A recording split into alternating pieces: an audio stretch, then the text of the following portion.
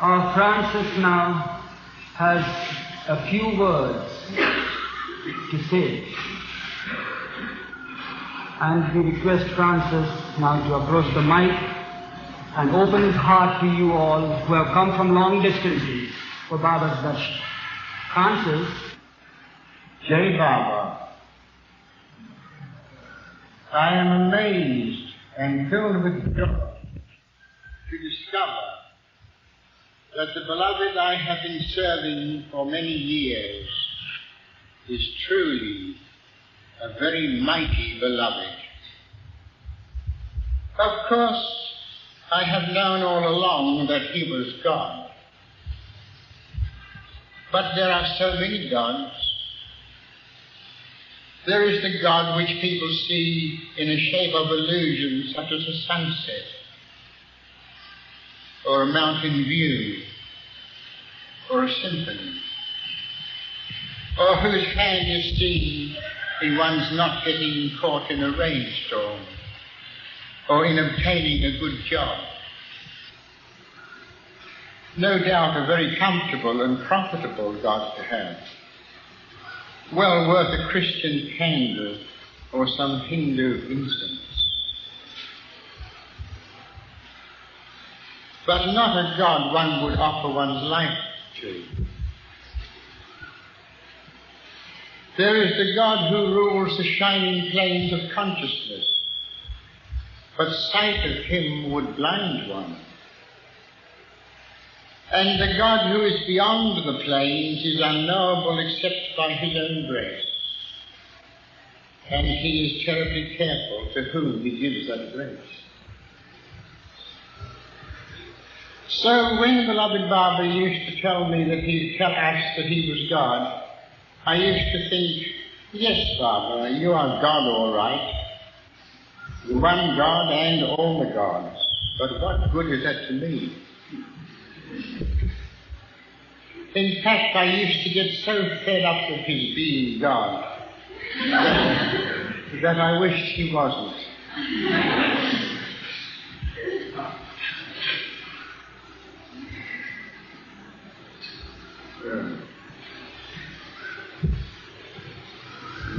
Wasn't ever. He has lost the line. Or I wished he was a sort of an Old Testament God for whom I could slaughter a few lambs or a spotless young bull in return for some added acreage. I got so tired of his being so much God that I wrote a song about it and sang it to him. It goes something like, if only you were a bit less God, a bit more man, I wouldn't feel so much like someone upside down in a garbage can.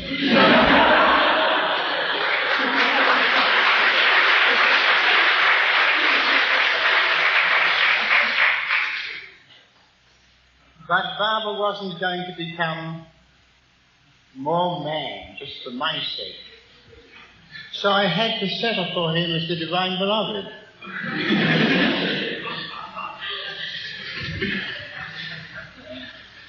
One whom I could serve sometimes instead of thinking about myself all the time. After all, although he is God and sometimes is a man, being one's own and the world's beloved is his main job.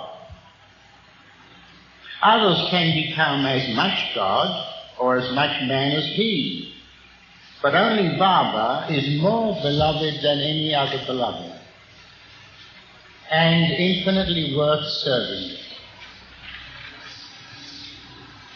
But now a great problem arises. Is this echoing back there? Yes. Can you hear? But now a great problem arises. How to serve that one who is all beloved? For whatever one does with love is done by him.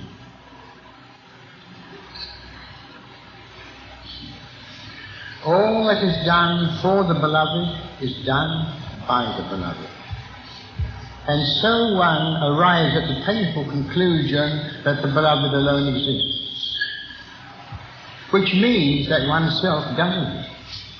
And that's a hell of a predicament to find oneself in, for one is still there.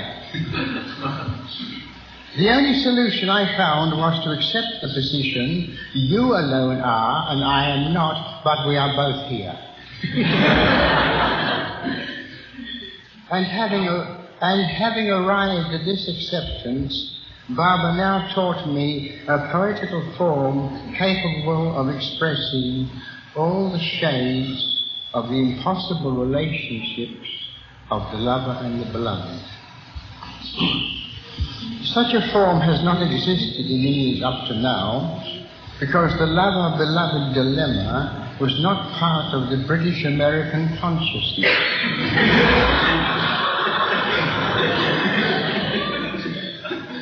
And, of course, beloved Baba, being the author of this new form, was, or seemed to be, delighted with my exercises in it. And here is a delicious piece of humour in connection with this. There was a period when he would have me read a new poem to him 3 times every morning. Do you know why 3 times?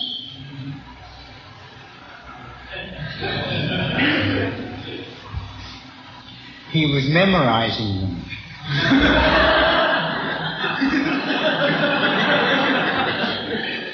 Well, that's what he said.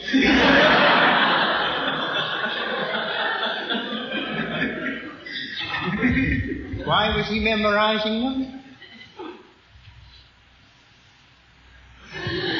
So that he could quote them next time he comes back and says,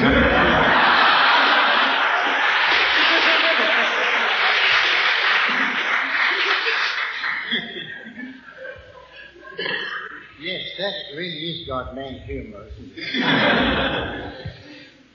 Then there were his extraordinary orders or commissions. The last was for 30 ghazals. Ghazal is the name of the new poetical form which he taught me. He asked me to write 30 of them. It happened this way. One morning after the usual morning business was finished, Baba wanted me to write 30 ghazals. Could I do that? I replied promptly and brightly, no, Baba.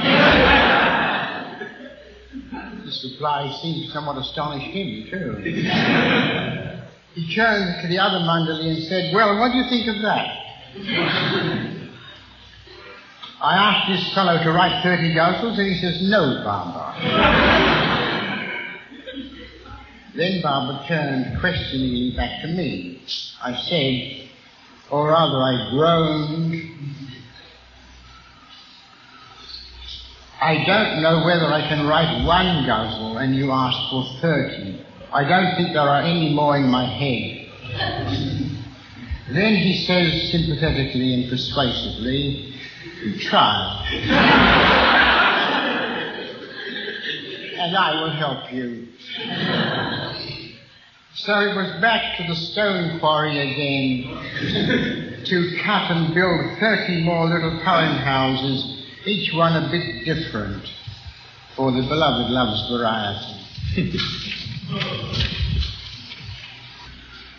But still I did not know what a mighty beloved our beloved is. This knowledge has come to me only recently, since Baba laid aside his body.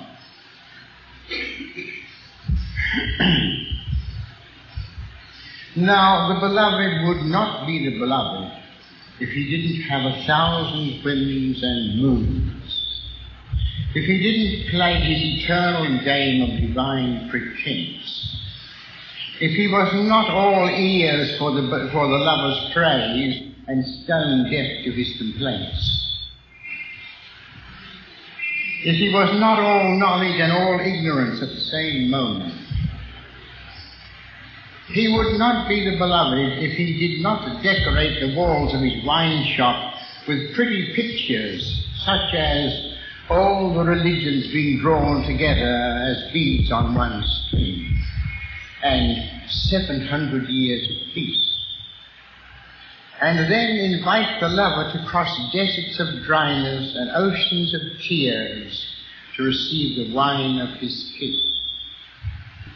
And when the lover at last staggers in at the door, the beloved spends the whole time showing him the pictures and expecting his interest and admiration. What a beloved our beloved is. What a beloved we have chosen to serve. What is it to the thirst-crazed lover if a lot of glass beads are strung on one string? Will that make them turn into diamonds?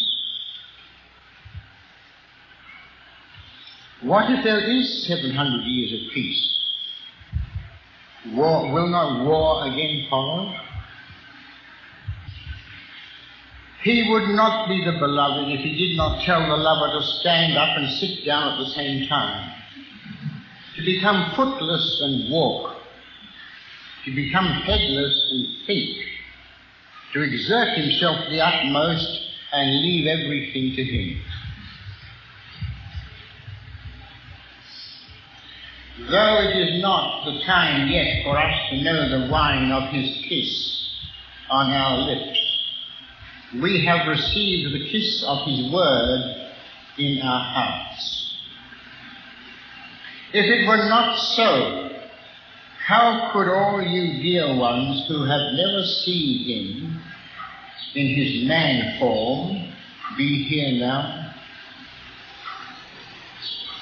Who but the beloved of beloveds could speak his word silently in your hearts and make you come from across the world to take his darshans, to bow down to him in your hearts? Such a thing has never happened before. I have been at mass darshans where tens of thousands came and bowed down to his man form. But to come thousands of miles to bow down to him in one's heart is of an entirely different order of devotion.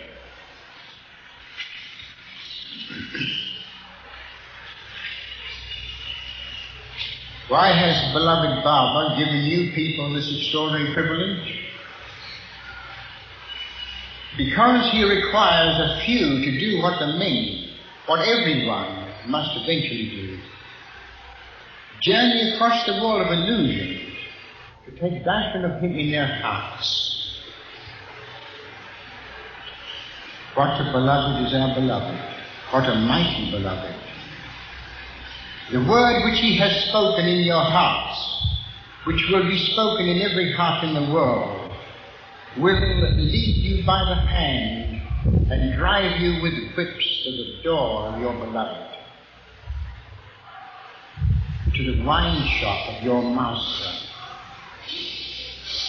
where it will become your own pure song of praise, and will cause the beloved wine master to open the door and bring you in and pour for you a glass of the wine of self-forgetfulness and beloved alone remembrance. The very word with which he knocked on the doors of your hearts and aroused you to set your feet on this path to him, that same word will knock on his door and make him open it to you himself. I bow down to this mighty one in each of you.